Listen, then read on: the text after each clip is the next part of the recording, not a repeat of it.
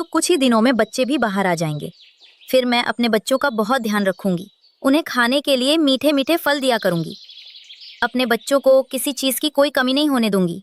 मुझे अभी बहुत जोरों की प्यास लग रही है, तो ऐसा करती हूँ, मैं नदी से पानी पियाती हूँ और अपने अंडों को पत्तों से छिपा देती हूँ ताकि मेरे अंडे किसी को न दिखें। ये कहकर रानू तो अपने अंडों को पत्तों से ढक देती है और फिर नदी से पानी पीने चली जाती है। दूर बैठा कालू कौवा ये सब कुछ देख रहा था। चलो अच्छा हुआ कि अब ये चिड़िया यहाँ से चली गई। मैं काफी समय से इसके अंडों को खाने के लिए इंतजार कर रहा था। अब मैं जल्दी से जाता हूँ और इसका एक अंडा लेकर अपने घर जाऊंगा और फिर ऑमलेट बनाकर खाऊंगा। वैसे भी काफी समय से मैंने ऑमलेट बनाकर नहीं खाई है। कालू कौवा चिड़िया के अंडों के पास आता है और उसका एक अंडा लेता है और उसे घर लेकर आता है। घर लाकर वो अंडा फोड़कर तवे पर डालता है और फिर ऑमलेट बनाता है। थोड़ी देर में ऑमलेट बन जाती है। तब वो प्लेट में रखकर गौरी को खाने के लिए देता है। वाह कालू जी वाह, इसमें से तो खुशबू बड़ी अच्छी आ रही है। देखने में जब ये इतनी स्वादिष्ट है तो खाने में कितनी स्वादिष्ट होगी। गौरी उस ऑमलेट को खाती है और थोड़ी देर में सारी ऑमलेट खा जाती है।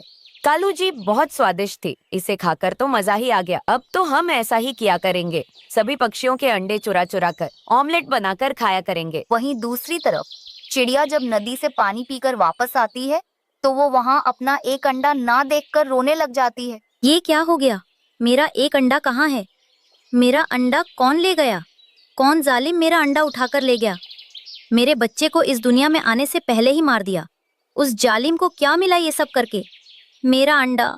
चिड़िया ऐसी घोंसले में रो रही थी। जब तोता उसकी आवाज सुनता है तो वहाँ आता है। चिड़िया क्या हुआ?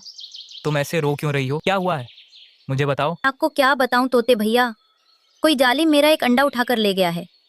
अभी मेरे अंडे से बच्चा भी बाहर नहीं आया था और कोई उसे उठाकर ले गया। चिड़िया बहन, हमारे बीच तो कोई भी पक्षी अंडे खाने वाला नहीं रहता, फिर ये सब कैसे हो गया? वहीं दूसरी तरफ कालू गौरी के साथ जंगल में आ जाता है। चलो कालू जी, तुम जल्दी से अब घर जाओ और जाकर तवा गर्म कर लेना। मैं जल्दी से 2 अंडे लेकर आती हूँ। वो क्या है ना, लाडो ने कल ही ताजी ताजी 2 अंडे दिए हैं। मैं अभी झट से उन्हें लेकर आती हूँ। कालू कौवा घर चला जाता है और गौरी लाडो के घोंसले के पास ही छिपकर बैठ जाती है। मैं जल्दी से जाकर अपना भोजन ले आती हूँ, फिर बाद में आकर अपने अंडों के पास बैठ जाऊंगी। लाडो वहाँ से चली जाती है, लेकिन वो क्या जानती थी कि अंडे से ऑमलेट बनाकर खाने वाली गौरी वहीं छिपी बैठी है। जैसे ही लाडो जाती है, गौरी उसके घोंसले में आकर उसके दोनों ही अंडे उठा लेती है और अपने घर ले आती है। ये क्या गौरी, तुम तो लाडो के दोनों ही अंडे उठा लाई। अरे कम से कम एक तो उसके घोंसले में छोड़ देती, तुम तो दोनों ही ले आई हो। ऐसे तो वो रो रो कर पागल हो जाएगी। कालू जी, ये एक अंडा छोटा ही सा तो है, एक से कहाँ मेरा पेट भरेगा, इसलिए मैं दोनों ले आई। गौरी तो क्या मुझे नहीं खिलाओगी? तुम चुपचाप से ऑमलेट बनाओ अंडे की और मुझे दो, ज्यादा बातें मत करो। फिर कालू ऑमलेट बनाता है और वो गौरी को खाने देता है। गौरी तो दोनों ही ऑमलेट खा जाती है। तब कालू तो उसके मुंह की तरफ देखता रह जाता है। मुझे तो ये अंडे की ऑमलेट खाने की ऐसी लत लग गई है कि मन करता है बस हर समय ये ऑमलेट ही खाती रहूं। देखो गौरी, अब जो भी अंडा चोरी करेंगे उसकी ऑमलेट तो मैं ही बनाकर खाऊंगा। मैं भी किसी पक्षी का अंडा चुरा लूंगी। वैसे भी अंडा चुराना तो बहुत ही आसान काम है, भोजन चुराने से भी ज्यादा। वहीं दूसरी तरफ जंगल के सब पक्षी तो रो रहे थे। पहले मेरा अंडा चोरी हुआ, फिर लाडो के दोनों अंडे चोरी हो गए और अब तो तोते का भी अंडा चोरी हो गया। अगर ऐसे ही चलता रहा तो फिर तो जंगल में किसी भी पक्षी का अंडा नहीं बचेगा। आखिर ये कौन है जो हमारे अंडे चुरा कर खा रहा है? मैं तो उसे मार कर ही दम लूंगा। मैं उसे नहीं छोड़ूंगा जो हमारे बच्चे को इस दुनिया में भी नहीं आने दे रहा है। न जाने उसने हमारे अंडों के साथ क्या बर्ताव किया होगा। चिड़िया बहन, आप उस सामने वाले सूखे पेड़ पर एक छोटा सा घोंसला बनाओ। लेकिन तोते भैया, पहले आप बताओ तो कि मैं वहाँ घोंसला क्यों बनाऊं? आप क्या करोगे?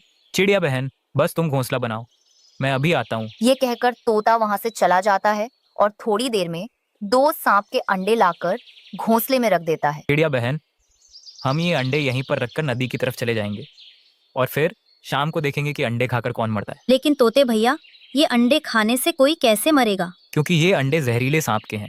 जैसे ही कोई भी इन्हें खाएगा वो मर जाएगा। तोते भैया, मैं किसी के साथ ऐसा करना नहीं चाहती, पर उस जालिम ने हमारे अंडों के साथ जो कुछ भी किया है उसके साथ तो यही सब होना चाहिए। वो तीनों वहाँ से चले जाते हैं। थोड़ी देर में कालू और गौरी को भी उस नए घोंसले में अंडे दिखाई देते हैं। चलो कालू जी, शुरू हो जाओ। जल्दी से यहीं पर अपना तवा गर्म करो, लकड़ियों से आग जलाकर। ये अंडे हमें मिल गए हैं। लगता है किसी ने ये घोंसला नया बनाया है और अभी अभी अंडे दिए होंगे। मैं तवा तभी गर्म करूंगा। पहले मुझे ये बताओ कि तुम मुझे एक अंडा खाने के लिए दोगी ना? वादा करो। हाँ कालू जी, वादा। मैं एक अंडे की ऑमलेट तुम्हें भी खाने के लिए दूंगी। अब जल्दी करो। वो दोनों कौवे अंडे लाते हैं और तवा को गर्म करके ऑमलेट बनाते हैं। जब ऑमलेट बन जाती है तो वो दोनों ऑमलेट खाने लगते हैं। लेकिन वो ये क्या जानते थे कि वो जहरीले सांप के अंडे हैं। वो दोनों तो अंडे खाते ही वहीं मर जाते हैं। उनके शरीर में जहर फैल जाता है। अब सब पक्षियों को पता चल जाता है कि वो अंडे चोर कौन थे। इस तरह उन्हें उनके बुरे काम की सजा मिल जाती है। रानू चिड़िया अनाज की तलाश में दूसरे जंगल में आई हुई थी। तभी अचानक से तेज बारिश शुरू हो गई। अरे बाप रे, अब ये बारिश क्यों शुरू हो गई? एक तो मुझे पहले ही अनाज नहीं मिल रहा और पता नहीं इस जंगल में अनाज कहाँ मिलेगा। उसी जंगल में माही चील और गौरी कौवी कुछ बातें कर रही थी। नहीं नहीं कवि, अब मैं तेरा कोई बहाना नहीं सुनूंगी। अब तो 2 दिन हो गए, मैं 2 दिनों से भूखी हूँ। हाँ हाँ चील दीदी, मैं जानती हूँ, लेकिन मैं भी क्या करूँ। बारिश की वजह से मुझे कोई शिकार नहीं मिल रहा। अगर बारिश नहीं होती तो एक क्या, मैं आपके लिए शिकार की लाइनें लगा देती। हाँ हाँ मैं जानती हूँ, लेकिन आज अगर तूने मुझे शिकार लाकर नहीं दिया तो मैं तुझे काम से निकाल दूंगी। वैसे भी वो तेरी देवरानी सुंदरी कवि है ना, वो तो कब से मुझसे कह रही है कि मैं उसे काम पर रख लूँ। क्या? नहीं नहीं चील दीदी, आप ऐसा बिल्कुल ना करें। आज कुछ भी हो जाए, आज किसी भी हालत में मैं आपको शिकार लाकर दे ही दूंगी, लेकिन आप मुझे काम से ना निकालें। ठीक है, लेकिन अगर ऐसा नहीं हुआ तो तेरी जॉब तो गई। गौरी हड़बड़ी में वहाँ से चली गई। अरे अब इस चील दीदी को कहाँ से दूं शिकार। कुछ बहाना बनाती हूँ तो मुझे काम से निकालने की धमकी देने लगती है। मैं तो खुद ही इसका काम छोड़ दूं, लेकिन क्या करें, पापी पेट का सवाल है। तभी गौरी को वहीं रानू चिड़िया दिखाई देती है। अरे ये कौन है? ये तो इस जंगल की नहीं लग रही। इसी को फंसाकर इसे चील दीदी के पास ले जाती हूँ, फिर तो वो इसका काम तमाम कर देगी। ऐसा सोचकर गौरी कौवी रानू चिड़िया के पास चली जाती है। अरे चिड़िया बहन, तुम कौन हो? इस जंगल की तो नहीं लग रही हो। हाँ कवि बहन, मैं यही पास के जंगल में रहती हूँ। वो मैं अनाज की तलाश करते करते यहाँ आ गई थी। अच्छा, तो तुम अनाज ढूंढ रही हो? अरे तो तू बिल्कुल परेशान मत हो, मैं गोरी कौवी हूँ। मैं तुझे एक ऐसा खेत दिखाती हूँ जहाँ पर मकई, चावल और गेहूँ के दाने भी हैं। चल मेरे साथ, वो खेत यही पास में ही है। अच्छा ठीक है गोरी, चलो, बारिश भी कम हो गई है। रानू चिड़िया गौरी की बातों में आ गई और उसके पीछे पीछे जाने लगी। उड़ते उड़ते वो दोनों थोड़ी दूर चली गई। वो दोनों थोड़ी और आगे चली गई। वहाँ पर रानू चिड़िया को कुछ अनाज दिखाई दिया। गोरी रुको, ये देखो, यहाँ पर अनाज है। मैं यहीं से अनाज ले लेती हूँ। यहाँ पर अनाज कहाँ से आया? अरे चिड़िया, तू यहाँ से अनाज ना ले। क्या? लेकिन क्यों? मुझे तो सिर्फ अनाज से मतलब है। मैं यही अनाज ले लेती हूँ। वैसे भी मैं अब थक गई हूँ, अब मैं ज्यादा उड़ नहीं सकती। अरे मैंने एक बार कहा ना, तू ये अनाज मत ले, मेरी जॉब चली जाएगी। अरे ये तुम क्या बड़बड़ा रही हो? अरे चिड़िया बहन, मैं तो तुम्हारे फायदे के लिए ही कह रही थी। वहाँ पर बहुत सारा अनाज है। ये अनाज तो तुझे एक दिन भी नहीं चलेगा।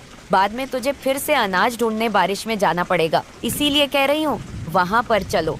वहाँ के अलग अलग प्रकार के दाने इकट्ठा कर लेना, फिर तो तुझे 2-3 महीनों तक देखने की भी जरूरत नहीं।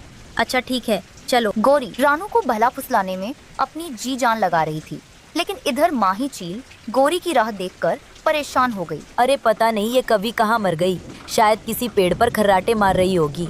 इसके भरोसे रही तो भूखी मर जाऊंगी। माही चील शिकार ढूंढने चली गई। मुझे तो इस कवि पर शक हो रहा है, न जाने ये मुझे कहाँ ले जा रही है। लेकिन अगर ये सच बोल रही हो तो मुझे अनाज के लिए तो जाना ही होगा। वैसे भी कवि मेरा क्या ही नुकसान कर सकती है। गौरी रानू चिड़िया को लेकर चील के इलाके के पास आ गई। अरे ये चील दीदी कहाँ मर गई? अब कहीं ये चिड़िया मुझ पर शक ना कर ले। अरे ये हम कहाँ आ गए हैं? ये कौन सी जगह है गोरी? अरे चिड़िया, तू थक गई थी ना, खेत तो और थोड़ी दूर है, तू थोड़ी देर यहाँ पर आराम कर ले। चलो मेरे साथ गुफा में चलो, वहाँ पर पानी भी है, तू पानी भी पी ले। दोनों गुफा के अंदर चली गईं। रानू चिड़िया ने देखा कि वहाँ पर पक्षियों के कंकाल और कुछ अंडों के छिलके पड़े थे। ये देखकर रानू चिड़िया समझ गई कि ये गुफा किसी शिकारी की है। बाप रे, ये कवि तो मुझे किसी शिकारी की गुफा में लेकर आ गई है। मुझे इस पर भरोसा ही नहीं करना चाहिए था। अब मुझे कुछ बहाना करके यहाँ से निकलना होगा। सुनो गोरी, तुम्हारा खेत का अनाज रहने दो, मैं कभी फुर्सत में वहाँ से अनाज ले लूंगी। अभी मैं चलती हूँ। अरे इस चील की बच्ची को तो मैं नहीं छोड़ूंगी, पता नहीं कहाँ मर गई है। अब मैं इस चिड़िया को और रोक कर नहीं रख सकती। चिड़िया वहाँ से जाने ही वाली थी, तभी माही चील वहाँ पर आ गई। अरे रुको रुको चिड़िया रानी, कहाँ जा रही हो? अभी तक तो मैंने तुम्हारा स्वागत भी नहीं किया। चिड़िया चील को देखकर बहुत डर गई थी, लेकिन उसने ऐसा बिल्कुल भी नहीं दिखाया। जो एक बार मेरी गुफा में आ गया, उसका स्वागत किए बिना मैं उसे अपनी गुफा से जाने नहीं देती। अरे चील दीदी, स्वागत का रहने दीजिए। वो क्या है ना, मेरे बच्चे उस पेड़ पर मेरी राह देख रहे होंगे। मैं उन्हें जाकर लेकर आती हूँ। क्या बच्चे?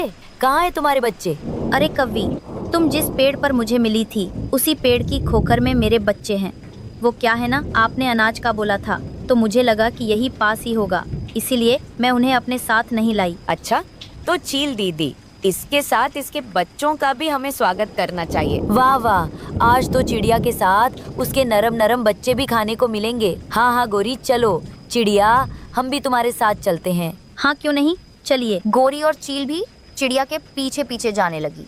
उड़ते उड़ते रानू चिड़िया एक पेड़ पर बैठ गई। कौवी और चील भी वहाँ पर बैठ गई। चिड़िया, क्या इस पेड़ पर है तुम्हारे बच्चे? अरे नहीं नहीं चील दीदी, मैं तो ये फल देखकर रुक गई। ये फल बड़े रसीले होते हैं और खाने में भी बड़े मीठे होते हैं, तो सोचा बच्चों के लिए ले लूं। अच्छा, अरे मैंने तो आज तक ये फल खाया ही नहीं। चील दीदी, मुझे तो बड़ी भूख लगी है, क्या मैं ये फल खा लूं? अच्छा ठीक है, खा ले गोरी। गोरी उस पेड़ के 2-3 फल तोड़कर खाने लगती है। उसे वो फल बहुत स्वादिष्ट लगे। अरे वाह वाह, क्या बात है, वाह बड़े मीठे हैं। चील दीदी, मैं तो कहती हूँ आप भी ये फल खा ही लीजिए, फिर बाद में पछताना पड़ेगा। अच्छा, वैसे दिखने में तो बड़े स्वादिष्ट लग रहे हैं, मैं भी एक फल खा ही लेती हूँ। चिड़िया, तू भी खा ले। नहीं, मैं अपने बच्चों के लिए ले लूंगी, आप खाइए। चील को भी फल बहुत अच्छे लगते हैं।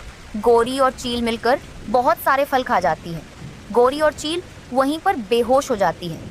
असल में वो नशीले फल थे, जिन्हें खाने से अच्छे पंछी भी गहरी नींद में चले जाते हैं, जैसे अभी चील और गोरी चली गई हैं। चिड़िया ने बड़ी होशियारी से बड़ी मुसीबत पर मात कर दी। अरे बाप रे, अच्छा हुआ आते वक्त मैंने ये पेड़ देख लिया था और माँ ने मुझे इस पेड़ के बारे में भी सब बताया था।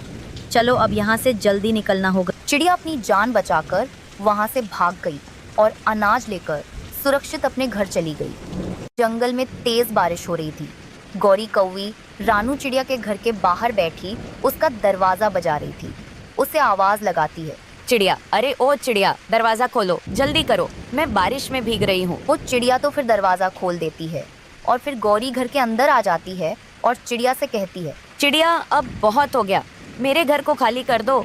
वो क्या है ना, मेरे घर की छत टूट गई है और मेरे घर में बारिश का पानी आ रहा है, इसलिए अब मैं इसी घर में रहूंगी। गौरी बहन, बाहर तो तेज बारिश हो रही है, मैं कहाँ जाऊंगी अपने अंडों को लेकर। गौरी बहन, जब मैं यहाँ आई थी तब आपने मुझे ये घर रहने के लिए दिया था, अब मैं कहाँ जाऊंगी। चिड़िया, तब मुझे इस घर की जरूरत नहीं थी, इसलिए मैंने तुम्हें दे दिया था, अब तुम जाओ, अब मैं इसमें रहूंगी। सुनो गौरी बहन, आप मुझे शाम तक का समय दे दो। वो क्या है ना, मेरे अंडे बारिश में खराब हो जाएंगे अगर मैं इन्हें अभी बाहर लेकर जाऊंगी तो। हाँ ठीक है चिड़िया, अभी मैं जा रही हूँ, लेकिन मैं शाम को दोबारा जरूर आऊंगी। गौरी कौवी ऐसे चिड़िया को धमकी देकर वहाँ से चली जाती है। वो बेचारी चिड़िया बहुत परेशान हो जाती है। तब वो उड़ती हुई अपने पड़ोस वाले कबूतर के घर की तरफ आती है और वहाँ आकर उससे कहती है, कबूतर भैया, गौरी बहन ने मुझे अपना घर खाली करने के लिए कह दिया है, अब आप ही बताइए मैं इतनी तेज बारिश में अपने 2 अंडों को लेकर कहाँ जाऊंगी। लेकिन चिड़िया, मेरा तो तिनकों का घोंसला है, तुम्हारे अंडे यहाँ पे सुरक्षित नहीं रहेंगे। चिड़िया, तुमने पहले उस कौवी पर विश्वास करके बहुत बड़ी गलती की है, तुम्हें उस वक्त उस कौवी पर विश्वास नहीं करना चाहिए था। हाँ तो कबूतर भैया, जब उसने ही मुझे अपना घर दे दिया तो मैं क्यों अपना घर बनाऊंगी। लेकिन मुझे क्या पता था कि ये बाद में मुझे धोखा देगी। अब मैं कहाँ जाऊंगी अपने अंडों को लेकर। चिड़िया, बारिश तेज हो रही है, तुम कहाँ जाओगी अंडों को लेकर, ये तो मैं भी सोच रहा हूँ। हाँ तुम ऐसा करो, तोते के घर चली जाओ, उसका घर पक्का है, वो तुम्हारी मदद जरूर कर देगा। रानू चिड़िया अपने अंडों को लेकर फिर से तेज बारिश में उड़ती हुई जाती है। वो तोते के घर की तरफ जा रही थी। वो बारिश में उड़ती हुई वहाँ आती है तो वो देखती है कि तोते के घर में ताला लगा हुआ था।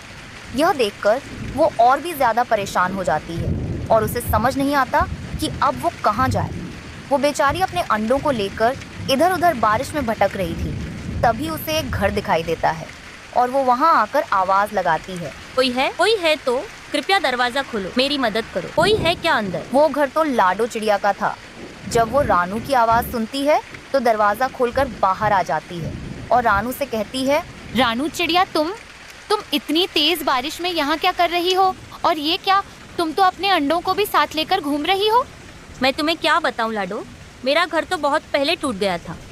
मैं एक कौवी के घर में रहती थी, लेकिन अब उसने भी अपना घर ले लिया है और मैं कहाँ जाऊं इस तेज बारिश में। तुम मुझे अपने घर में थोड़ी जगह दे दो ताकि मैं अपने अंडों को तुम्हारे घर में रख सकूं। रानू, मैं तुम्हारे अंडों को अपने घर में रख तो लेती, लेकिन मेरा घर तो पहले ही बहुत कमजोर है और बहुत छोटा है। अगर मेरा घर टूट गया तो साथ में तुम्हारे अंडे भी टूट जाएंगे, इसलिए मैं तुम्हारे अंडों को अपने घर में नहीं रख सकती। ये कहकर लाडो दरवाजा बंद कर लेती और अपने घर के अंदर चली जाती है। रानू तो बहुत ज्यादा परेशान हो जाती है। वो फिर से अपने अंडों को लेकर इधर उधर भटकने लगती है। तब वो उड़ते हुए इंसानों की बस्ती की तरफ निकल जाती है। वहीं कौवा कौवी घर में बैठे थे, तब वो आपस में बात कर रहे थे। गौरी, तो क्या उस चिड़िया ने हमारा घर खाली कर दिया? तुम उसे बोल आई हो? हाँ कालू जी, मैं उसे बोल आई हूँ, वो शाम तक घर खाली कर देगी हमारा। और लगता है उसने अब भी कर दिया हो। मैं उसे अच्छी धमकी देकर आई हूँ। गौरी, अगर वो शाम तक घर खाली ना करे तो उसके अंडों को उठाकर बाहर फेंक देना। वहीं दूसरी तरफ रानू चिड़िया तो अपने अंडों को लेकर रोती हुई किसान की पत्नी के घर की तरफ चली जाती है। वहां पहुंचकर वो एक जगह बैठ जाती है और किसान की पत्नी को आवाज लगाती है, माँ जी, आप कहाँ हैं? अंदर है क्या? अगर अंदर है तो बाहर आओ। चिड़िया की आवाज सुनकर वो किसान की पत्नी बाहर आती है और चिड़िया से कहती है, अरे छोटी चिड़िया, क्या हुआ है? तुम इतनी तेज बारिश में अपने 2 अंडों को लेकर यहाँ क्या कर रही हो? ऐसी बारिश में क्यों भीग रही हो? माँ जी, तो मैं कहाँ जाऊँ? मेरे पास खुद का घर नहीं है। मैं एक कौवी के घर में रहती हूँ। उसने भी अब अपने घर में रहने से मना कर दिया। उसने बस शाम तक का समय दिया है। शाम तक अगर मुझे कोई रहने की जगह ना मिली तो मैं बेघर हो जाऊंगी। रानू चिड़िया ऐसे रोती हुई किसान की पत्नी को अपनी सारी बातें बता देती है। तब वो किसान की पत्नी कहती है, चिड़िया, तुम चिंता मत करो। मेरे खेत में तरबूज की फसल हो रही है और बहुत ही बड़े बड़े तरबूज लगे हुए हैं। कुछ तरबूज पक गए हैं। ऐसा करो, तुम उनमें से एक बड़ा तरबूज ले लो और उसका खोखला करके उसमें घर बनाकर उसी में रह लो। माँ जी, आपका बहुत बहुत धन्यवाद मुझे ये उपाय देने के लिए। मैं आपका ये एहसान कभी नहीं भूलूंगी। चिड़िया, इसमें एहसान की क्या बात है? ये तो मेरा फर्ज है। तुम जाओ, अब ले जाओ उस तरबूज को और उसमें खोखला करके घर बना लो। तुम वहाँ से तरबूज लेकर खा भी सकती हो। फिर रानू चिड़िया उसके खेत की तरफ जाती है और वहाँ से एक बड़ा तरबूज लेकर आती है और फिर उसका खोखला करके उसमें घर बनाती है। थोड़ी देर में उसका तरबूज घर बनके तैयार हो जाता है और फिर वो अपने अंडों के साथ अपने तरबूज के घर में बैठ जाती है। इस तरह वो बारिश से भी बच जाती है और तरबूज के बने हुए घर में खुशी खुशी रहने लगती है। गुड़िया बेटी, सभी पक्षियों ने अपने अपने घर बना लिए, लेकिन अभी तक हमने अपना घर नहीं बनाया है। अगर बरसात का मौसम शुरू हो गया तो हम क्या करेंगे? मम्मा, आपने मुझे सब कुछ तो सिखाई दिया है। मैं आज से ही घर बनाने का काम शुरू कर देती हूँ। लेकिन गुड़िया, पहले तुम पहाड़ों की तरफ कबूतर के पास जाओ। वो मौसम की जानकारी देने वाला कबूतर है और उससे तुम पूछ कर आओ कि बारिश होने में अभी कितना समय और बाकी है, कब तक होगी बारिश। मम्मा, जो पहाड़ पश्चिम की तरफ है वहाँ पर? गुड़िया, वहीं पर रहता है वो कबूतर। फिर गुड़िया अपनी मम्मा की ये बात सुनकर वहाँ से चली जाती है। गुड़िया पहाड़ों की तरफ उड़ते हुए जा रही थी और वो बहुत खुश थी क्योंकि आज उसे इतना लंबा सफर उड़ने के लिए जो मिला था, वो आज पहली बार इतनी दूर गई थी। गुड़िया जल्दी उड़ते हुए वहाँ पहुँच जाती है, लेकिन जब वो वहाँ पहुँचती है तो देखती है कि वहाँ पर तो कोई नहीं था। गुड़िया ये देखकर उदास हो जाती है। छोटी चिड़िया की बेटी, तुम यहाँ क्या कर रही हो इन पहाड़ों की तरफ? मैं बारिश के बारे में पूछने के लिए आई थी, मौसम की जानकारी पक्षी से, लेकिन वो तो मुझे यहाँ दिखाई नहीं दे रहे। मैं ही हूँ कबूतर। लेकिन चिड़िया, तुम इतनी दूर से यहाँ अकेली आई हो? तुम्हारे मम्मा पापा नहीं है क्या? मेरे पापा तो तभी मर गए थे जब मैं अंडे से भी नहीं निकली थी, और मेरी मम्मा कुछ दिनों से बहुत बीमार है, इसलिए अभी तक हमने अपना घर भी नहीं बनाया है। बस इसीलिए मम्मा ने मुझे आपसे पूछने के लिए भेजा कि बारिश कब तक होगी ताकि हम अपना घर बना लें। चिड़िया बेटी, मुझे बहुत दुख हुआ कि तुम्हारे पापा इस दुनिया में नहीं है और तुम्हारी मम्मा भी बहुत परेशान है। लेकिन सबसे बड़ी बात तो यह है कि तुम्हारे जंगल में तो बारिश कल ही शुरू हो जाएगी और तुम्हारे पास तो घर भी नहीं है। गुड़िया तो ये सुनकर रोने लग जाती है। हम अब क्या करेंगे? मम्मा तो पहले ही बहुत परेशान है। अगर बारिश शुरू होगी तो हम कहाँ जाएंगे? चिड़िया बेटी, तुम बिल्कुल भी चिंता मत करो। तुम मेरे पास आई हो तो मैं तुम्हारी मदद जरूर करूंगा। तुम ऐसा करना, अपनी मम्मा को लेकर जंगल के बीच में जो एक सूखा हुआ जामुन का पेड़ है उसके पास चले जाना। वो पेड़ तुम्हारी मदद जरूर करेगा। और हाँ, तुम उसे ये भी बता देना कि कबूतर अंकल ने तुम्हें भेजा। कबूतर अंकल, आपका बहुत बहुत धन्यवाद। अच्छा, मैं चलती हूँ। मेरी मम्मा मेरी राह देख रही होंगी। ठीक है बेटी, जाओ। लेकिन मेरी बात हमेशा याद रखना कि जब भी कोई मुसीबत हो तो घबराते नहीं है, डटकर मुकाबला करते हैं। गुड़िया खुशी खुशी अपने घर आ जाती है। गुड़िया बेटी, क्या कबूतर अंकल मिल गए थे? क्या बताया उन्होंने? हाँ मम्मा, मिल गए थे, लेकिन उन्होंने बताया कि हमारे जंगल में बरसात तो कल ही शुरू हो जाएगी। गुड़िया बेटी, अब हम क्या करेंगे? मैं अपनी बेटी को इस बरसात में सुरक्षित ना रख सकी। पर मम्मा, कबूतर अंकल ने बताया है कि हमारे जंगल के बीच में जो एक बड़ा जामुन का पेड़ है, अगर हम उसके पास जाएंगे तो वो पेड़ हमारी जरूर मदद करेगा। क्या सच में गुड़िया? फिर तो हम आज ही उस पेड़ के पास जाते हैं। पति जी, मुझे तो बहुत मजा आने वाला है। आज पहली बार ऐसा होगा कि चिड़िया मरेगी बारिश में और हमारे पास है सुरक्षित घर। हाँ गोरी, अब तो तुम्हारे मन की मुराद पूरी हो जाएगी, क्योंकि चिड़िया बीमार होने की वजह से अपना पक्का घर नहीं बना पाई है और वो बारिश में भीगेगी। लेकिन गोरी, अगर कबूतर और तोते ने किसी ने भी उसकी मदद कर दी, फिर तुम क्या करोगी? तुम उसकी चिंता मत करो कालू जी।